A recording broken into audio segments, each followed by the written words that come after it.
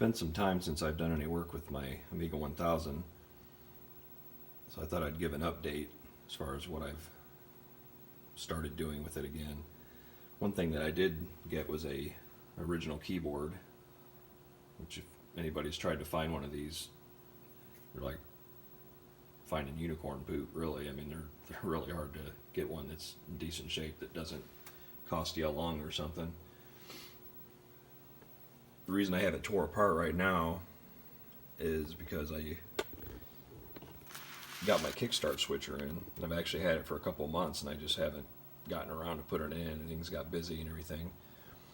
So I figured since I had it tore apart, I'd go ahead and replace all the capacitors, and they are all in actually pretty good shape, except for one. There was one that was a little bit sketchy as far as the resistance goes across it. So that was more of a maintenance item, just basically because I figure I have the thing tore apart, I might as well do it while I have it in this condition.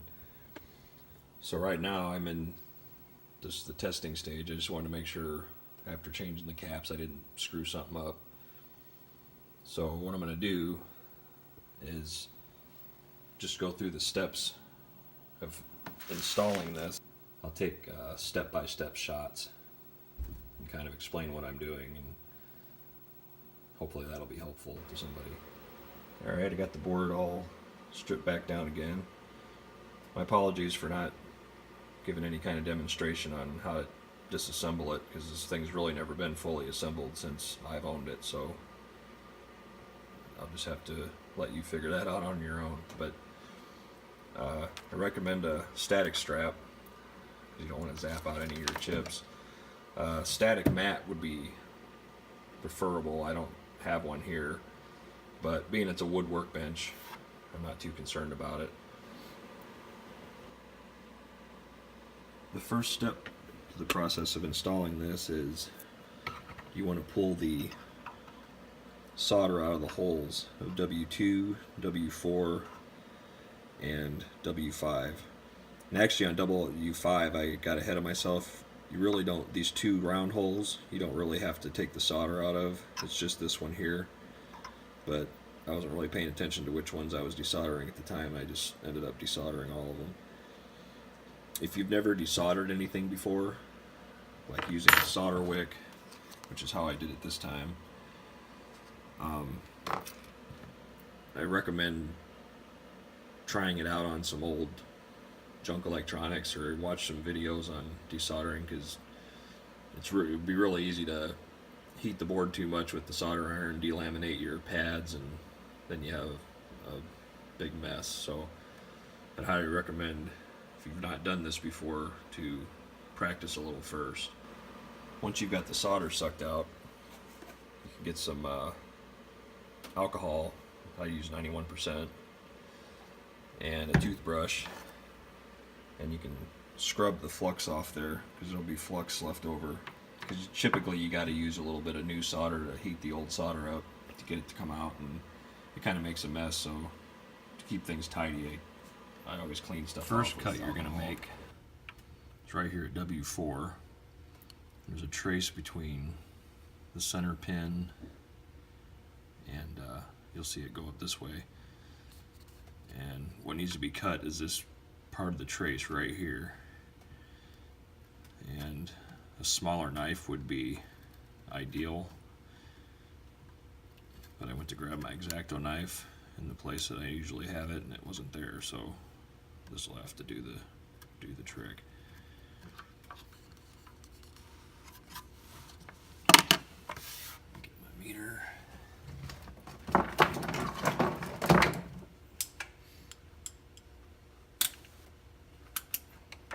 Check for continuity, make sure the cut's been made.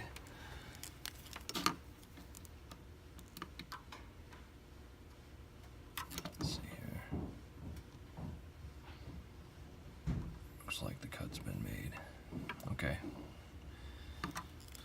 So that was the first cut that needs to be made. I wanted to point something out before I moved on. On my first shot of this on W2, where I had desoldered it, I had actually had these three holes desoldered, and it's actually these three. I got offset somehow, so I filled this one back in, and you want the square hole and then the two round holes next to it. I just wanted to clarify that before anyone tried this. Dogs seem really excited about it too. They really want you to get that right. I'd hate to see you destroy your Amiga because you did something that I showed you to do and jacked up. Next cut's going to be on W2, but it's going to be on the underside of the board. So you want to flip the board over, and this is W2 right here from the underside, and this trace right here is the one you're going to want to cut.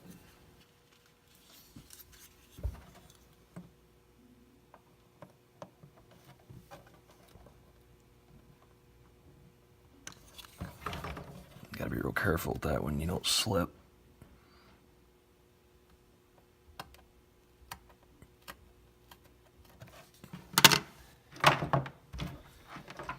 Check the meter.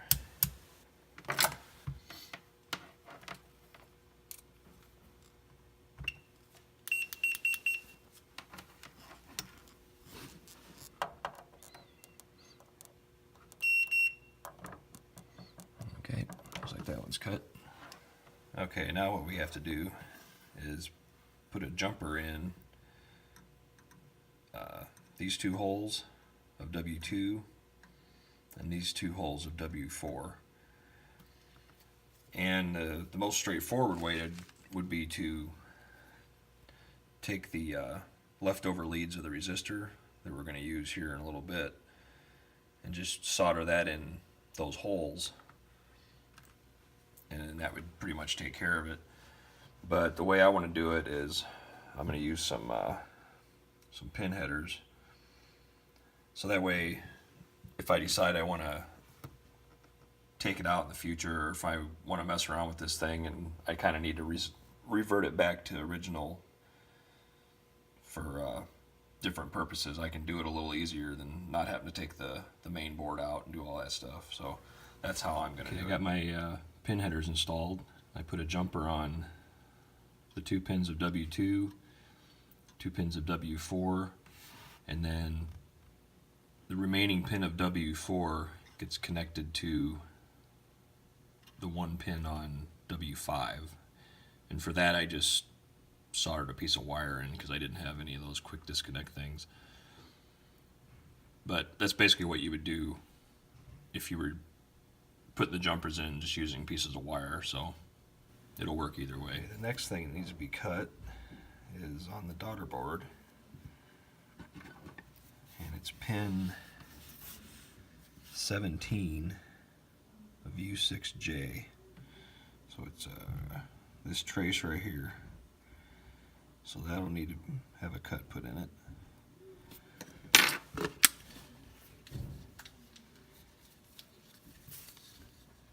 Just going to do it up here. Maybe.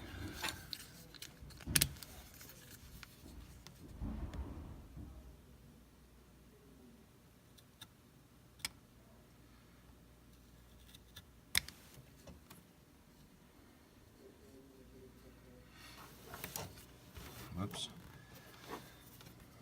Gotta scratch some of the coating off so I can.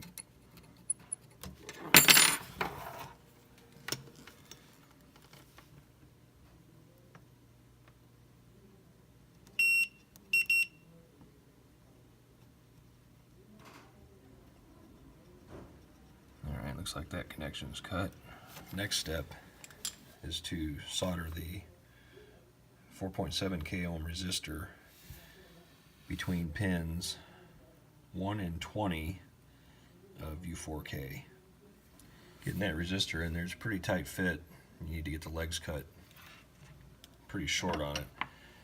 I put a little bit of, I always put a little bit of flux. Things close. Flux. This is lead free, but it works. That way it'll get the solder to flow real fast, and you're not going to put any more heat on the chip than you have to.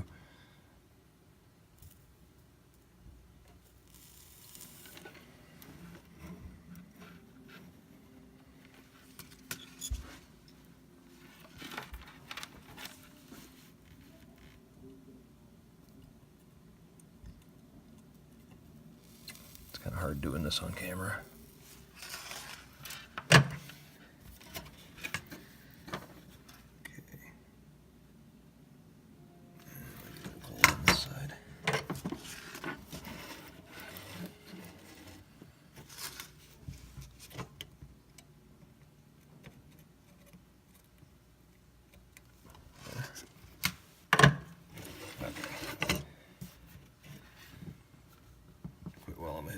Okay, all the soldering portion is complete. Now the next step is to put the actual switcher into the sockets where the original ROM chips are. And what I did is I put some tape and I put O and E for odd and even, just so in the future it's just easy to tell them apart if you ever need to put them back in. But I made my own little chip extractor, but you just use a flat screwdriver. I already kind of got them half popped out, but you just get those taken out and set aside. Comes the switcher portion, and what I take note of, the pin locations, and not all the pins are used on this one, so you just want to make sure you get everything lined up and popped into the right holes.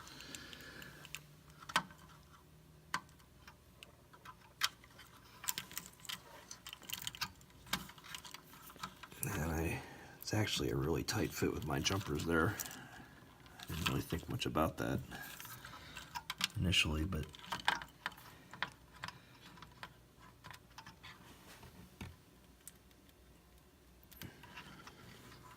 something I've run into here that I wasn't really expecting was it appears that the ribbon cable is hitting that resistor right there, and it's not allowing me to push the pins in all the way.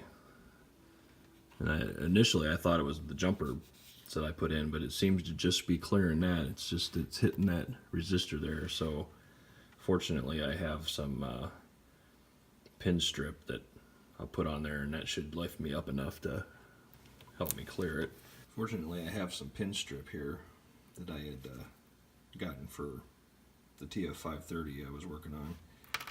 So that ought to work fine for rising it up just enough to it looks like the pin strip did the trick. I was able to clear everything with no problem with that. So that's something you'll want to consider getting if you've got one of these on order, or if you got one and you haven't put it in yet, that you could have some clearance issues with that. It's R107 is the resistor, and I don't know if all revisions of the board have the thing in the same place or not, but just something to be aware of. The next step is just to get the jumper wires wired up to the different pins that they need to go to. I was gonna use the clips to connect to. It's got to go to. Actually says right on the back of the switcher here. He's got his silk screen, but pin 1 goes to pin 2 of U6J, and pin 2 of the switcher goes to pin 9 of U6J, which I marked them on my board here. There's 2 and there's 9. So I'm just going to have to solder these on there because the chip was so close and it was so tight to the board that I couldn't get them in. So I'm going to end up soldering those on. And I'll probably end up soldering this on to, it goes to, it's the reset, goes to pin 18 of the chip, and I believe it's pin 17 of the edge connector, 17 down, that you can access that. I'm probably going to solder that one down too, that way I don't have that big clip in the way. and then I can pull the CPU and different things out without having to mess Okay, with I've that got every everything time. wired in here. And pin 1 goes to pin 2 of U6J. Pin 2 goes to pin 9 of U6J. And then pin 3 goes to the reset, which on the CPU is pin 18. And I just opted to go ahead and solder the jumper to the board. But if you count 17 pins from the rear of the board, that goes to pin 18. So I went ahead and connected there. Okay, there are some jumpers that need to be set on here, depending on which chip is in which socket. If you have a Kickstart 1.3 in ROM 2 socket, which is what I have right now, you have to have this jumper off. And if it was a 3.1 or 2.0 or whatever, you would have it on.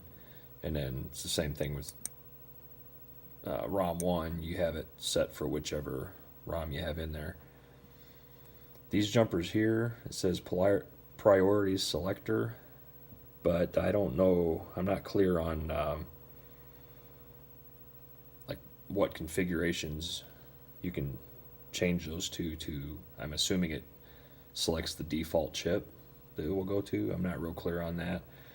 The reset mode, I believe, is the time it takes, or the amount of time you have to hit Control Amiga to cause the reset, I believe.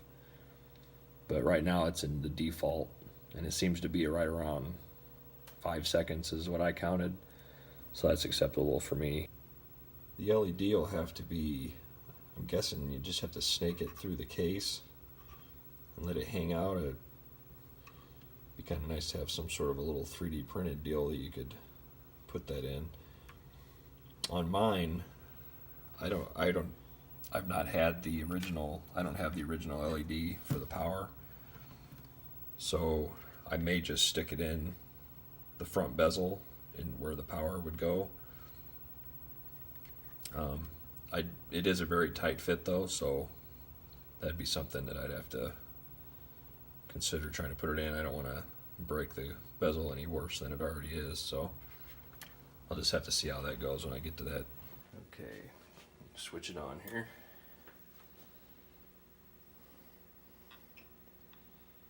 And I get the Amiga Workbench 1.3 screen. And if I hit Control Amiga, I wait until the light changes red. Right there.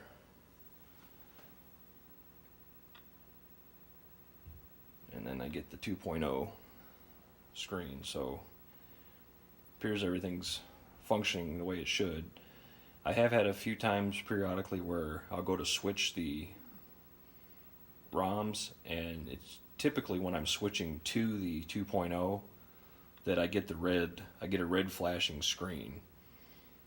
And but if I hit Control Amiga again, it'll take me back to Kickstart 1.3 and everything's fine. So I don't know, I haven't quite sorted that out yet. I hope to figure out exactly what's going on there, but other than that, everything appears to be working. I'll throw in something in there, sysinfo.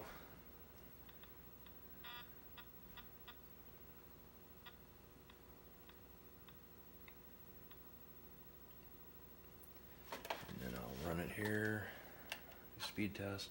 I noticed it's actually, I'm 1 MIP slower with the 2.04 than I am with the 1.3. I'll switch back to 1.3.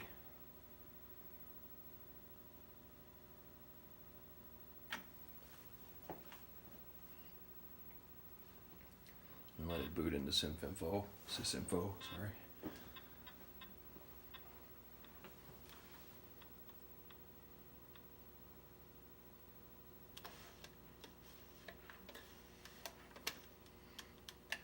Speed.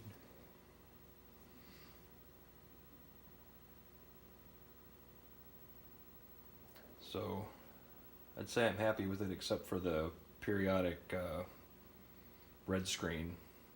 But otherwise it appears to be working properly the way it's supposed to.